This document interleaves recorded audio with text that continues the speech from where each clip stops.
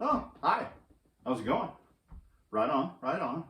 Well, I'm here to share another one of my custom bikes, and this is one that's near and dear to my heart. In 1969, my dad went down to Kent Shooter Supply in Ogden and bought two 5-speed SCHWINN Collegiates, one for him and one for my mom, in this awesome green.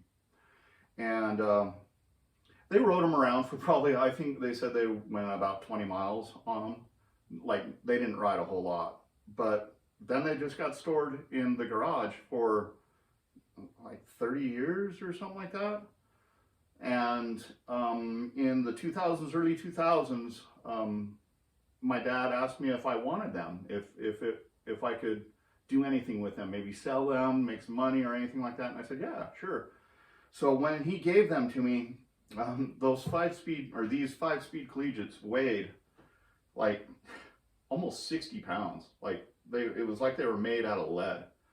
And so what I wanted to do, the vision I had in my head, was to make these bikes viable again, make them fun to ride again, and to make them, you know, kind of cool and classy, like a pro mod. And so I decided to change the wheels out.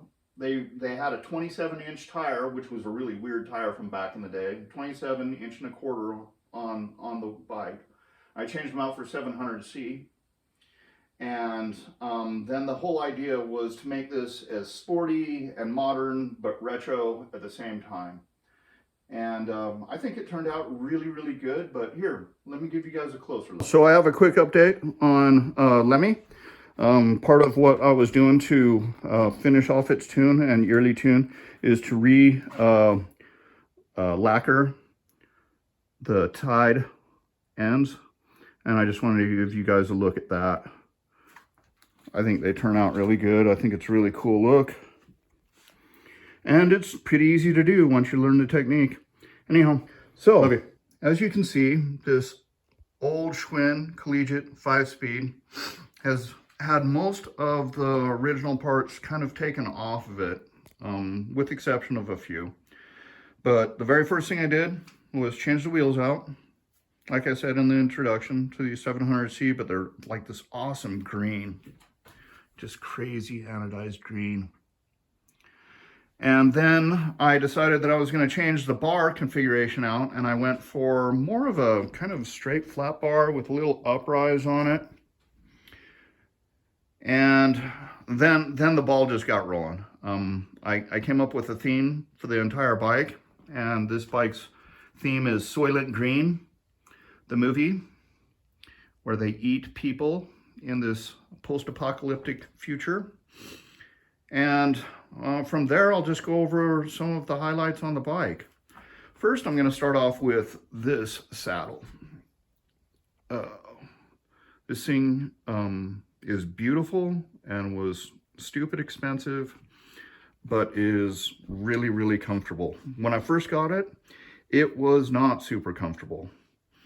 Then going on from there, I took some old school tricks and threw a dice in the middle of the seat clamp just to have a little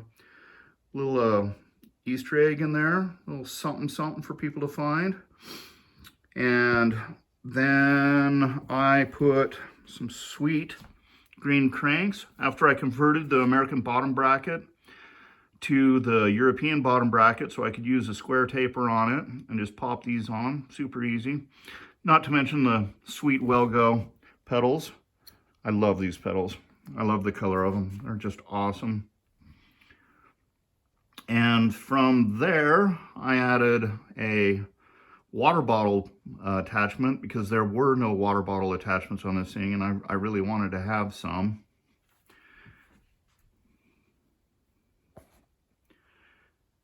And then to match the seat, I got the Brooks green leather grips.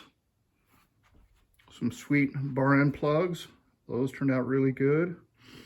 And of course, the Paul lever, Paul Love lever. I love Paul components. They're just so awesome. They just are beautiful. One of the other little Easter eggs I put on this thing was a metal skull that I drilled and then shaped into the stem. And I think it turned out rad. I mean, it ended up just fitting perfect, which is cool. Then a set of green brakes, front only, mostly because I couldn't find a matching set for the rear. But, you know, on a lot of single speeds, you'll see just a front brake on them. Then, of course, the Kenda green tires that are, I think they're 38s. They get great grip and they have nice, like kind of soft quality to them. And from there, there's just a bunch of little cool little details. Details that most people don't see. Like the fender attachment.